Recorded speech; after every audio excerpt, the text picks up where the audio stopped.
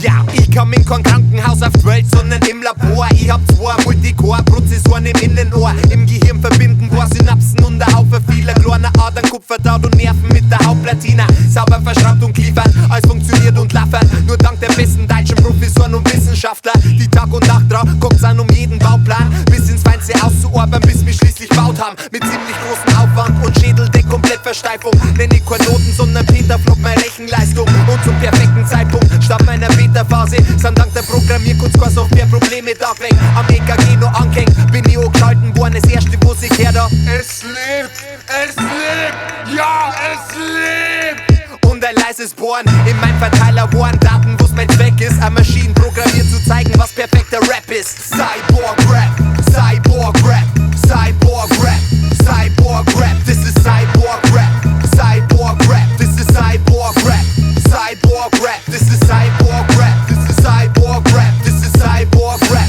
Cyborg Rap, this is Cyborg Rap, this is Cyborg Rap.